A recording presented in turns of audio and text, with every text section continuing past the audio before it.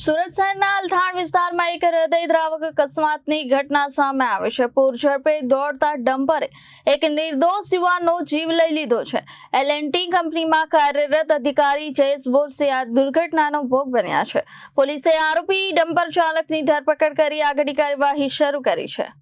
સુરતના અલથાણ શ્યામ મંદિર નજીક બનેલી આ ગંભીર અકસ્માતની ઘટનાએ સમગ્ર વિસ્તારમાં શોકની લાગણી ફેલાવી દીધી છે। મળતી માહિતી મુજબ L&T અધિકારી જયેશ બોરસે પોતાના ગોળાદરા સ્થિત નિવાસસ્થાનથી કંપની તરફ જઈ રહ્યા હતા ત્યારે પૂર ઝડપે આવી રહેલા ડમ્પરે તેમને અડફેટે લીધા હતા।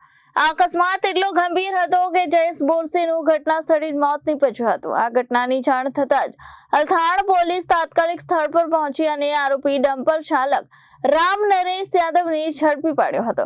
પોલીસે આરોપી સામે કાયદેસરની કાર્યવાહી હાથ ધરી છે અને અકસ્માતના ચોક્કસ કારણોની તપાસ શરૂ કરી છે।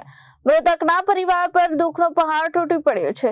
ખાસ કરીને પરિવારજનોનો હૈયાફાટ રુદન દરેકને ઝાંખી પડી રહ્યું છે। જાણકારી મુજબ થોડા દિવસોમાં જયેશ બોરસેના લગ્ન થવાના હતા જેના કારણે પરિવાર વધુ શોકમગ્ન બની ગયો છે। મૃતકની બહેને પણ પોતાના દુઃખની વ્યથા વ્યક્ત કરી અને ન્યાયની માંગ કરી છે। આજ રોજ જયેશ રાજેન્દ્ર બોરસે ઉંમર વર્ષ 28 પોતાની two wheeler Activa GJ5 LT 4060 પોતાની નોકરી ખાતે જતો હતો। તે દરમિયાન અલથાણ શ્યામ મંદિરની પાસે એક ડમ્પર જે ફૂલ ઝડપે હતો તેની અડફેટે આવેલ, જે અનુસંધાને મરણજનાર Jayesh Rajendra Borse on the spot તેનું મરણ ગયેલ। એ પોતે પોતાના નિવાસ સ્થાનેથી L&T કંપની છે હજીરા ખાતે આવેલ ત્યાં જતો હતો।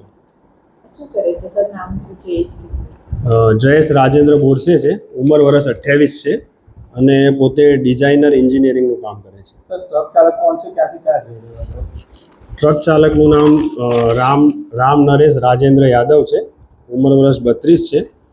તે ખંજરોલી ખાતેથી કપચી ભરીને અલથાણ ખાડી પાસે જઈ રહેલ હતો।